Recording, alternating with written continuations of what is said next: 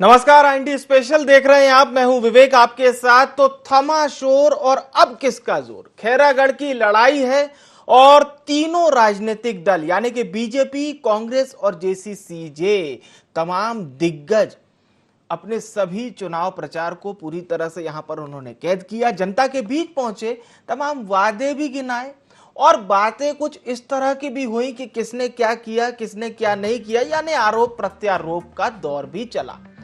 और खैरागढ़ दिलचस्प नहीं, बहुत ज्यादा इंपॉर्टेंट हो चुका है छत्तीसगढ़ की सियासत में। उपचुनाव केवल भले ही एक हो, लेकिन सवाल सियासत की ताकत का भी है कि मुख्यमंत्री भूपेश बघेल की लोकप्रियता के बल पर क्या खैरागढ़ की जनता कांग्रेस को वोट करेगी या पूर्व सीएम रमन सिंह राजनांदगांव, एक तो क्षेत्रीय होने के नाते भी और साथ ही साथ खैरागढ़ की लड़ाई दिलचस्प इसलिए भी हो गई तो कई लोग इसको पूर्व सीएम वर्सेस वर्तमान सीएम भी कह रहे हैं। तो मध्य प्रदेश से भी मुख्यमंत्री शिवराज सिंह चौहान पहुंचे, केंद्रीय राज्य मंत्री प्रहलाद सिंह पटेल पहुंचे। बीजेपी की यही खूबी होती है, तमाम चुनाव में उसके सभी बड़े नेता और खासतौर से वे नेता जो चुनावी लड़ाई को बहुत बीजेपी के पक्ष में लाते हैं, उनको चुनाव प्रचार के लिए भेजा जाता है।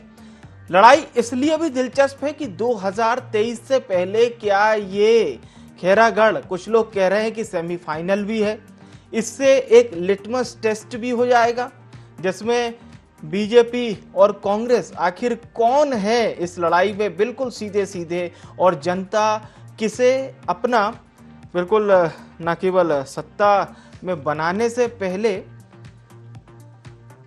किसे पूरी तरह से मान चुकी है। अमित जोगी भी देखिए पीछे नहीं है, जिस तरह से हमने जेसीसीजे की लड़ाई देखी, हालांकि मरवाही क्षेत्र में जेसीसीजे को हार का सामना करना पड़ा था, इसीलिए माना जा रहा है कि खैरागढ़ में कांग्रेस तो पूरी तरह से आश्वस्त नजर आ रही है और कांग्रेस का यही मानना है कि वो इस चुनाव को लगभग जीत चुकी है, क्योंकि भूपेश बघेल जी मुख्यमंत्री छत्तीसगढ़, जिस तरह का उनका ट्वीट सामने आया था, उन्होंने कहा था कि इस दिनांक को यानी 16 तारीख को हमारा नेता विधायक बनेगा और 17 या 18 की वो डेट होगी जब हम जिला बना देंगे।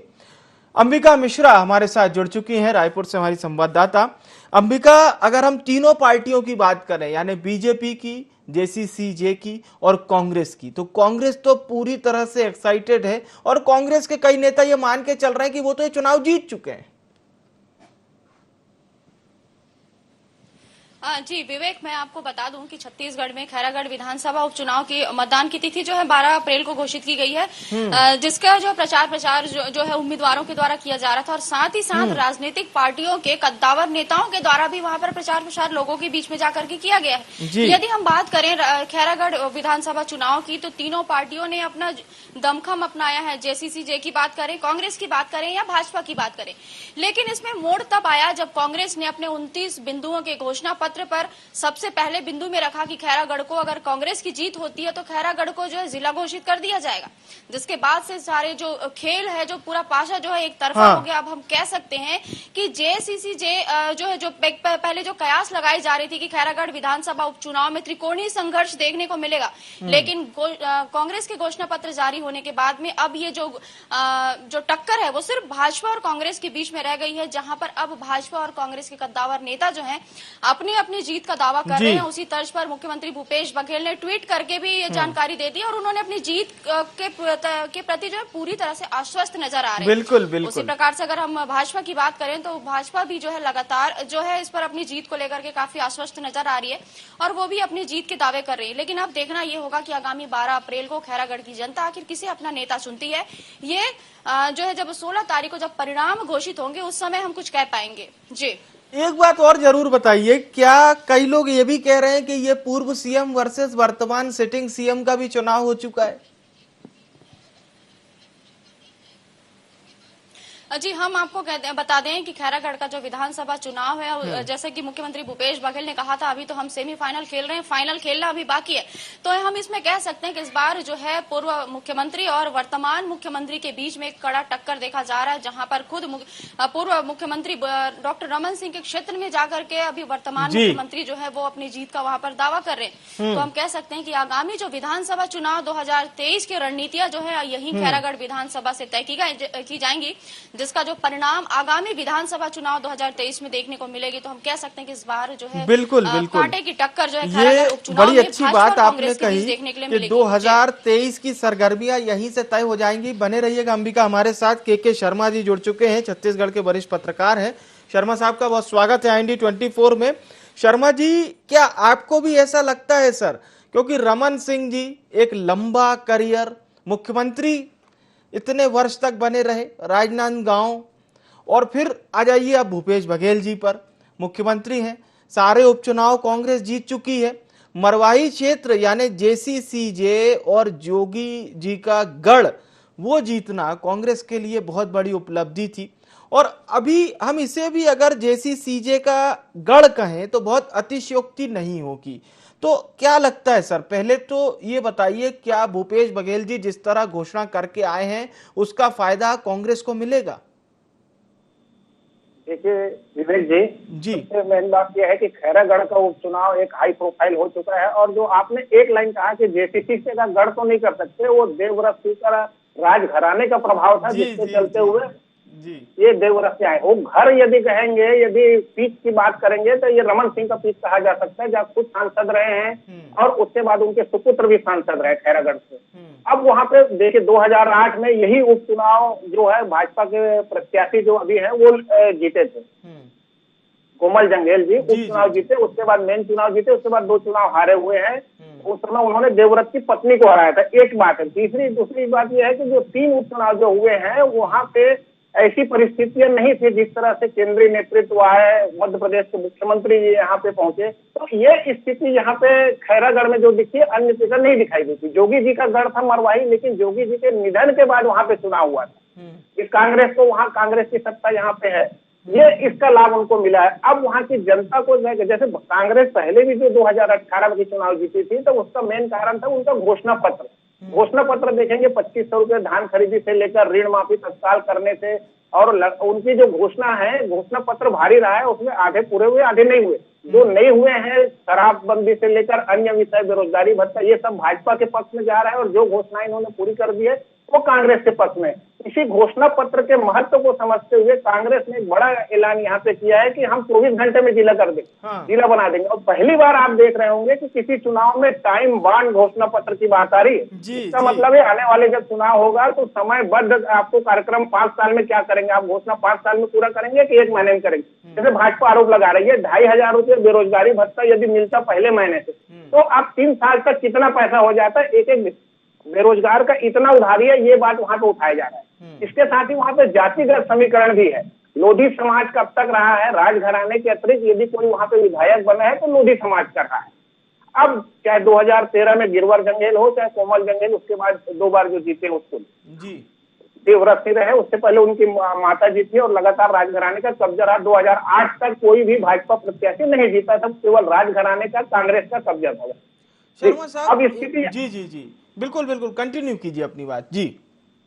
इसमें महत्वपूर्ण यह है कि रमन सिंह की पूरी प्रतिष्ठा, भाजपा पूरा दांव लगा रही है कि जो 4 विधानसभा चुनाव, 4 जो राज्यों में जो चुनाव हुए विधानसभा के, उनमें जो जीत दर्ज है, उससे कार्यकर्ताओं में जो उत्साह है उसको किस तरह से एक परिणाम में तब्दील किया जा सकता है। क्या जैसे कवर्धा में धर्मांतरण को लेकर जो मामला उठा, रायपुर में रिपोर्ट दर्ज नहीं हुआ उसका मामला हो, तो धर्म को लेकर के, तुष्टीकरण को लेकर के, हर तरह से सभी विषय, केंद्र की योजनाओं को, जैसे आवास को लेकर के कि यहाँ पे छत्तीसगढ़ में नहीं हुआ, मध्य प्रदेश के मुख्यमंत्री आते हैं तो बताते हैं कि वहाँ 24 लाख आवास बढ़ चुके हैं। इस प्रकार के तुलनात्मक भी हुए मध्य प्रदेश और छत्तीसगढ़ में, कलेक्टर, SP ट्रांसफर, अन्य प्रकार के भ्रष्टाचार के आरोप, झूठ लगाने की बात, घोषणा पत्र पूरा नहीं हुआ है, उसमें झूठा कह के ये बात भी आई। उसके बाद भाजपा शासनकाल में जो घोषणाएं थी, जैसे 2 साल का बोनस किसानों को नहीं मिला, उसके लिए उन्हें झूठा कहा गया। छत्तीसगढ़ी में लवरा शब्द का उपयोग जबरदस्त हुआ पिछले 3-4 दिनों।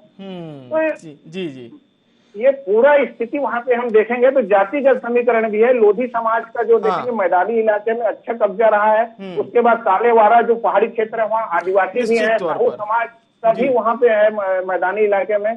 तो खैरागढ़, छुई, खदान, गंडई क्षेत्र में यदि हम देखेंगे तो साहू और जंगेल लोधी समाज का और तीसरा जो है सतनामी समाज के वर्चस्व है। यहाँ पे गोंडवाना गणतंत्र पार्टी भी इस बार मैदान में आई है। आप पार्टी पिछले समय भी थी। तो प्रमुख तीन दल के जो पिछले समय जो चुनाव लड़े थे उनके निश्चित तौर पर बड़ी बात जी इसमें जो बड़ी बात शर्मा साहब निकल कर आ रही वो यही है कि जातिगत समीकरण और अब किसे सपोर्ट करेगा लोधी समाज, ये भी बड़ी बात है।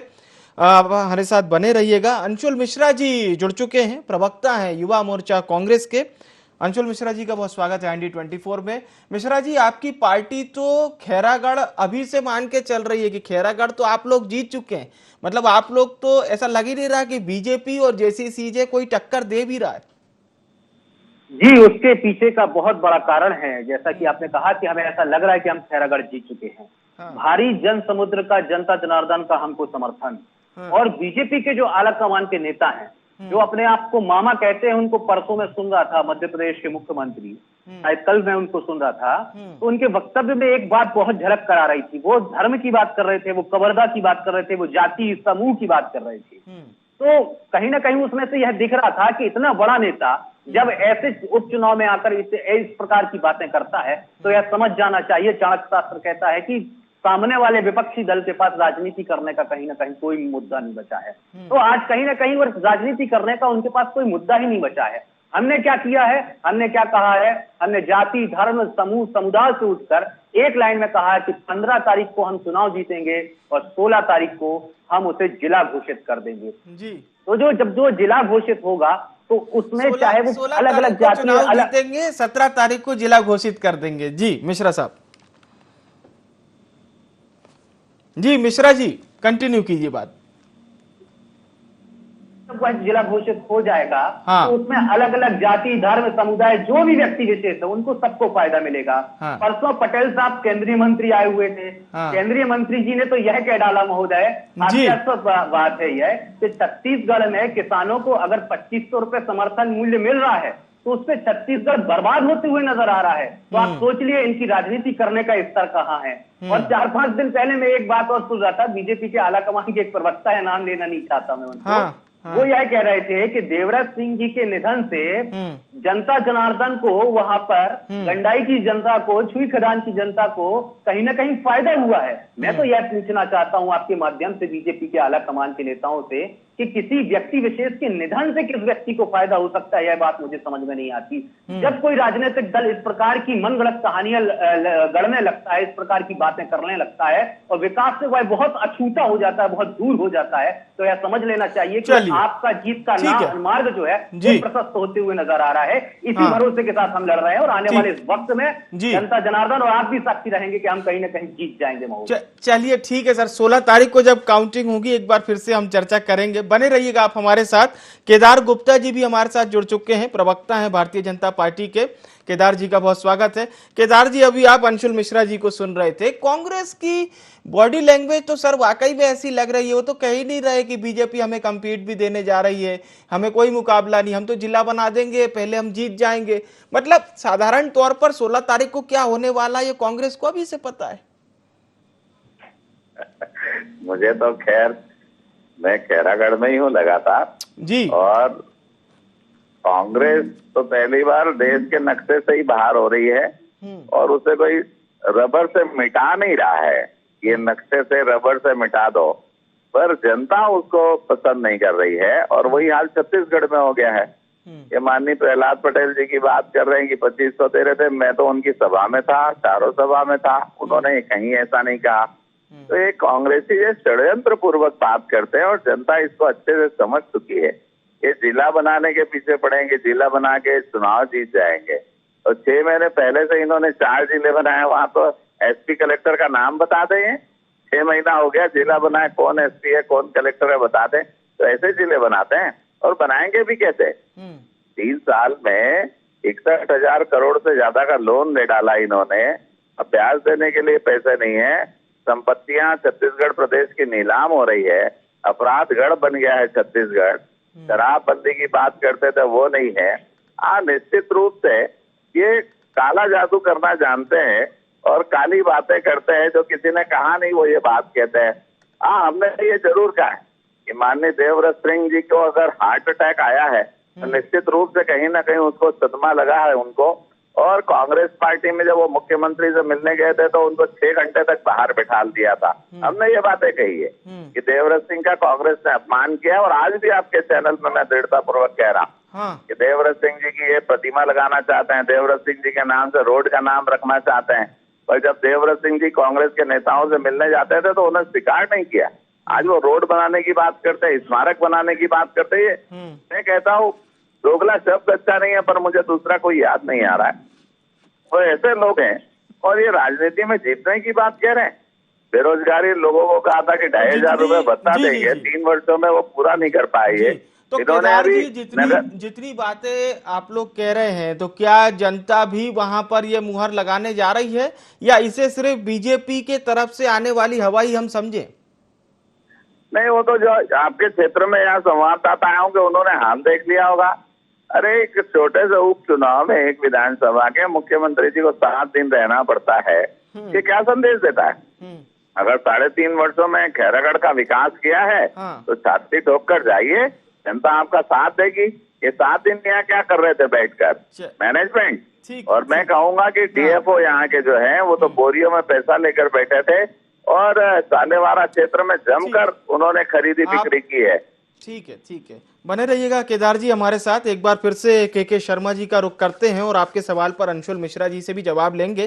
के शर्मा जी, क्या लगता है सर, ये एंटी इनकम्बेंसी जिसको बीजेपी बोल रही है वो यहाँ पर ज्यादा हावी रहेगी, या फिर मुख्यमंत्री भूपेश बघेल की लोकप्रियता जिसको कांग्रेस बोल रही है? यहाँ पे भूपेश बघेल और कांग्रेस सरकार के प्रति जनता का विश्वास कायम है कि नहीं है? जैसे पिछले 3 उपचुनाव, नगरीय निकाय, पंचायत चुनाव के रिजल्ट को देखें, अब यहाँ पे आ रहा है कि आखिरी चुनाव उपचुनाव कहा जा सकता है, इसी कारण इसको सेमीफाइनल कहा जा रहा है। भाजपा ने यहाँ पे पूरा जोर लगा है।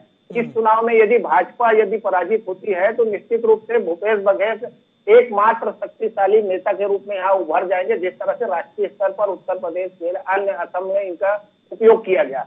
अब दूसरी बात, यहाँ पे स्थानीय की बात करें, वहां पे तो जिला बनाने का एक बड़ा घोषणा है जो कांग्रेस के पक्ष में जा रहा है। महंगाई का मुद्दा भी वहां पे उठाया गया है। विकास उपाध्याय और अन्य विधायक कांग्रेस नेताओं ने वहां पे जुलूस निकाला महंगाई को लेकर। ये भी अभी क्या स्थिति बनती जनता में। दूसरा चीज, जातिगत समीकरण को लेकर निश्चित रूप से कांग्रेस प्रत्याशी से भाजपा प्रत्याशी भारी है उस रूप में, अनुभव के रूप में यदि देखें। वो सरपंच से हैं और ये अभी विधायक रह चुके हैं, संसदीय सचिव रह चुके हैं। अब वहां पे जो मुद्दे जो आ रहे हैं, मुद्दों के साथ जनता जा रही है कि जातिगत समीकरण में उलझ रही है कि भूपेश बघेल और रमन सिंह के बीच बात आ रही कि 3 साल में खैरागढ़ में विकास हुआ है कि 15 साल में विकास हुआ है। ये अलग अलग सेक्टर, अलग अलग चुनाव घोषणा पत्र, प्रत्याशी को लेकर के, छवि को लेकर के, चेहरे को लेकर के, आदिवासी अनुसूचित जाति, ये सब मिलकर के जब होगा तो ये निर्णय जो आएगा 2023 के लिए निश्चित रूप से एक चावल का दाना चुने जैसी स्थिति रहेगी यहाँ पे। अगर कहीं यहाँ भाजपा जीतती है तो कांग्रेस के ऊपर ये दबाव रहे कि जितने आपके घोषणा पत्र हैं उसको आपको पूरा करने के एक दबाव आ जाएगा जो बचे हुए हैं। दूसरा चीज, यदि कांग्रेस जीत जाती है तो भाजपा के लिए फिर नए सिरे से विचार की स्थिति आएगी। आपने सब मुद्दा यहाँ पे उठा चुका है जो 2023 में उठाना है, जो इनकी कमियां है, चाहे खाद की कमी को लेकर के या डेयरी से धान खरीदी को लेकर के, जो धान का बोनस का पैसा, जितने विषय है आपने यहाँ पे पूरा उठाया है। महिला मोर्चा के आपने अपराध को लेकर हर चीज को आपने जनता के बीच ले जाने का प्रयास किया है। रमन सिंह भी लगातार ये बात कहते रहे हैं कि उन्होंने जहां विकास कार्य किया 3 साल में नहीं किया। तो कुल मिलाकर के विश्वास और अविश्वास को लेकर ये चुनाव है। कौन झूठ बोल रहा है और किसके प्रति जनता का विश्वास कायम है, यह कांग्रेस जनता चाहती है कि छत्तीसगढ़ में परिवर्तन। केवल खैरागढ़ जनता अपने क्षेत्र की बात नहीं कर रही है। अब रिजल्ट हम देख रहे हैं पूरे छत्तीसगढ़ के परिप्रेक्ष्य में कि आगामी विधानसभा चुनाव में जनता का मूड किस ओर जा रहा है। ठीक है, ये बहुत अच्छी बात आपने कही निश्चित तौर पे, और मिश्रा जी और गुप्ता जी भी इस चीज को समझ रहे होंगे। एक बार फिर से हम मिश्रा जी का रुख करते हैं। जो बात गुप्ता जी कह रहे हैं, अंशुल मिश्रा जी, कि मुख्यमंत्री साहब को कई दिनों तक वहां बैठना पड़ा, तमाम कैबिनेट के बड़े सदस्य वहां पर मौजूद रहे, बीजेपी कह रही है कुछ मैनेजमेंट जैसा भी चल रहा है। अंदर बैठने का अंशुल मिश्रा जी, ये समझ में नहीं आ रहा है हाँ, किसी बीजेपी के प्रवक्ता को बिठाया है कि किसी भयप्रद अंधभक्त को बिठाया है?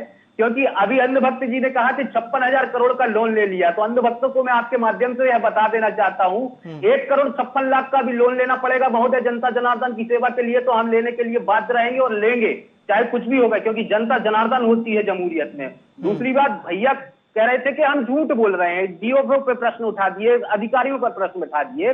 तो मुझे ऐसा लगता है कि बीजेपी एक लोकतांत्रिक पार्टी है और संविधानिक पार्टी है, और लोकतंत्र में आंदोलन करने का जिम्मेदारी सबको मिलती है। जब इतने बड़े बड़े आप आरोप लगा लिए हैं, इतने बड़े बड़े आपके पास साक्ष्य हैं, तो आ जाइए धरने पर, आ जाइए आंदोलन करिए। पिछले 3.5 वर्षों से एक भी आंदोलन इन्होंने क्यों नहीं कर पाए? उसके पीछे का कारण है महोदय, आपके जनता के माध्यम से आपको मैं बता देना चाहता हूं। उसके पीछे का कारण यह है कि ये जाल तो बनते हैं हमारे खिलाफ में, लेकिन जब ये जाल फेंकते हैं तो कहीं ना कहीं इनके आला कमान के नेता फंस जाते हैं। इसलिए आज तक एक भी बड़ा आंदोलन इन्होंने नहीं कर पाया। ये जीता जागता उदाहरण है कि हम किस मार्ग में काम कर रहे हैं जनता जनार्दन की सेवा के लिए। और आपने एक बहुत अच्छा प्रश्न पूछा है कि भूपेश दाऊ प्रचार पिछले 7 दिनों से क्यों कर रहे हैं? साहब, ये लोकतंत्र की लड़ाई है, यह चुनाव की लड़ाई है।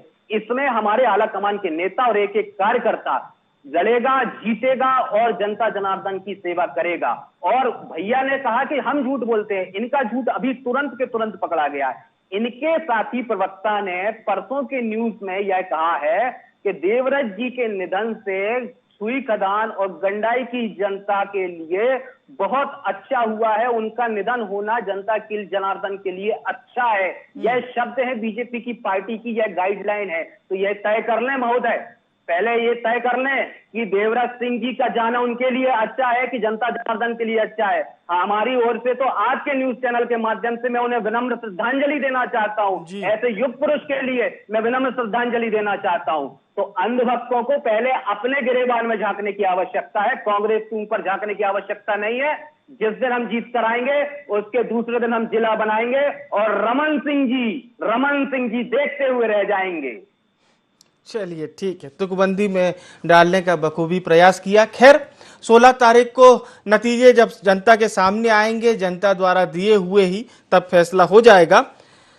केदार गुप्ता जी, बीजेपी पर भी एलिगेशंस की भरमार है। कांग्रेस पार्टी ये कह रही है कि जनता के लिए जो कुछ लेना पड़े, उधार हो, कर्जा हो, हम लेंगे और जनता का विकास करेंगे। ये बात कांग्रेस के प्रवक्ता कह रहे थे। जी देखिए, इन्होंने जो भी लोन लिया है ना उसको स्वीकार कर रहे हैं, ये अच्छी बात है। उसका हिसाब बता देता हूँ। 12,000 करोड़ का इन्होंने किसानों के नाम से कर्जा माफ किया, चलिए स्वागत करते हैं उसका। अब उसके बाद बच गए 58,000 करोड़ रुपए। 58,000 करोड़ रुपए, चलो 2,500 रुपए से धान खरीदा तो उसके 5,000 करोड़ रुपए साल के 3 साल 15,000 करोड़ लेस कर दो। अब 40,000 करोड़ रुपए कौन कौन मिलके खाया और किसने खाया? और फिर 3 लाख करोड़ का बजट, हर साल 1 लाख करोड़, 3 साल हो गए, 3 लाख करोड़ का बजट, वो पैसा कहाँ चला गया? अरे खैरागढ़ में मैं ग्राम पंचायतों में घूम रहा हूँ, सरपंच सिर पीट रहे हैं। एक ईंट विकास की नहीं रखाई है, विकास की बात करते हैं। किस आधार पर चुनाव लड़ने के लिए क्या कर रहे थे 7 दिन भूपेश बघेल जी? जब विकास किया है तो बैठते रायपुर में, कहते मैंने विकास किया है और खैरागढ़ की जनता मुझे आशीर्वाद प्रदान करे। अरे दर दर भटक रहे थे और कोई उनका साथ देने के लिए तैयार नहीं था। टीएस देव जी तो एक जगह मंच पे ही नहीं बैठ पाए क्योंकि जनता जनार्दन थी नहीं, सामने बैठना पड़ा कुर्सी में, और ये बैठकर यहाँ भाषणबाजी कर रहे हैं। अरे आप देख लेना क्या है, 4 दिन के बाद सामने चीजें आ जाएगी। और निश्चित रूप से जिले की बात कह रहे हैं ना, इन्होंने जितना लूट लिया जनता को, छत्तीसगढ़ की जनता और अब इनके बहकावे में आने वाली नहीं है। 4 कलेक्टर 4 एसपी का नाम बताया जो जिले बनाए 6 महीना पहले। किस लिए बनाया जिला? खाली घोषणा करने के लिए? क्या विकास हुआ वहाँ? कौन सा भवन बन गया एसपी और कलेक्टर ऑफिस का? मुझे बताएं। क्या यही खैरागढ़ के साथ मजाक करना चाहते हैं? ये मजाक करना छोड़ें और छत्तीसगढ़ प्रदेश की जनता को गुमराह ना करें। मेरी स्पष्ट बात है और देख लेना कि मतदान किस तरह कमल साहब के ऊपर बहुमत से आएगा। और आप नरेंद्र मोदी की योजनाएं देखिए, एक प्रधानमंत्री आवास योजना को इन्होंने बंद कर दिया। 11 लाख गरीबों के मकान के पैसे नरेंद्र मोदी जी ने भेज रखे हैं और ये मुख्यमंत्री जी उस पर काम करना नहीं चाहते। आखिर क्यों गरीबों का ये अहित करना चाहते हैं? क्यों गरीबों के मकान लूट रहे हैं? क्या क्या खाएंगे? रोड खा गए खैरागढ़ की, प्रधानमंत्री आवास खा गए, और क्या खाएंगे? उसके बाद कहते हैं कि जनता हमको वोट देगी। किस आधार पर देगी? क्या बात कर रहे हैं ये बैठकर? ठीक है, जी जी। मिश्रा जी, अगर आप कुछ जवाब देना चाहें तो। जी जी जी जी, मैं अपन ने उनपे ना खैरागढ़ के मुद्दे पर इनसे बात करने का प्रयास किया, लेकिन मुद्दा विहीन राजनीतिक पार्टी के मुद्दा विहीन प्रवक्ता ने एक भी मुद्दे पर बात नहीं करी। चलो मैं उनके बिल्कुल उनकी पिच पर जाकर उनका जवाब देने तैयार हूं। महोदय को शायद अल्प ज्ञान है या जानकारी नहीं है, थोड़ा सा पीएम आवास योजना के तहत उनको बता दिया जाए। आईएनडी न्यूज पर ही चला था कि 55 लाख मकान बनने के लिए तैयार हो चुके हैं, बनने वाले हैं। महोदय तो थोड़ा सा अपने अंधभक्ति के मामले से बाहर निकलिए और बेरोजगारी मुद्दे की बात करते हैं महोदय तो कम से कम आप ना करें, क्योंकि आप इतने महंगे देश में रह रहे हैं कि विश्व में सबसे महंगा एलपीजी सिलेंडर हम और आप आज खरीदने के लिए बाध्य हैं, और प्रदेश में 0.6 बेरोजगारी दर आज तक बची है। ये बहुत बड़ा आलाप लगाते हैं कि युवाओं को बेरोजगारी पैसा नहीं दिया, 2500 रुपए नहीं दिया, 2500 रुपए नहीं दिया। तो महोदय इस पर राजनीति करना नहीं चाहता, मैं सिर्फ इतना कहना चाहता हूं कि एक युवा को खड़ा करिए और उससे पूछ लीजिए कि आपको बेरोजगारी के तहत आपको 2500 रुपए चाहिए या आपको रोजगारिता चाहिए। मुझे ऐसा लगता है युवा होने के नाते कि भाई रोजगारिता लेगा। छत्तीसगढ़ में आज रोजगारिता मिल चुकी है, 0.6 पर हम लाइव कर रहे हैं और हिंदुस्तान में 8.1 पर हम बेरोजगारी दर पर लाइव कर रहे हैं। तो ये इन्हें शर्म आनी चाहिए नरेंद्र मोदी जी को, जो मत के मत में मदमस्त हो चुके हैं, जनता से दूर हो चुके हैं। तो इन्हें शर्म आनी चाहिए कि जब तक आप युवाओं के साथ नहीं खड़े रहेंगे, हिंदुस्तान आपके साथ नहीं खड़े रहेगा। क्योंकि पुराना इतिहास है कि जब जब युवा बोला है राज सिंहासन को डोला है, और आपके माध्यम से नरेंद्र मोदी को मैं यह कह देना चाहता हूँ कि आपका राज सिंहासन डोलने वाला है महोदय। पहले तो परसों का दिन यानी कि 12 तारीख और फिर 16 तारीख दोनों डिसाइड कर देगी। आप सभी मेहमानों का बहुत बहुत धन्यवाद। खैरागढ़ का दंगल दिलचस्प किस लिए हुआ है ये हम बताने का प्रयास कर रहे थे। तमाम पार्टियां अपना अपना दावा कर रही हैं, जिसमें बीजेपी इस बात को कह रही है कि एंटी इनकम्बेंसी चल रही है और भूपेश बघेल जी से जनता नाराज है। ये बात बीजेपी कह रही है। लेकिन आप जैसे ही कांग्रेस को सुनते हैं तो खैरागढ़ में कांग्रेस का मुकाबला किसी और से नजर ही नहीं आ रहा है। कांग्रेस का मानना है कि वो अभी से जीत चुकी है, 16 तारीख को वो चुनाव जीत जाएगी, 17 तारीख को वो जिला भी बना देगी। यानी आप कॉन्फिडेंस लेवल समझ सकते हैं दोनों पार्टियों का। 16 तारीख को नतीजे जब आएंगे, दोनों पार्टियों के क्या क्या मसूबे हैं और जनता के मन में क्या है, सब कुछ क्लियर हो जाएगा। एनडी स्पेशल में इतना ही। मुझे आने विवेक को दीजिए इजाजत। नमस्कार।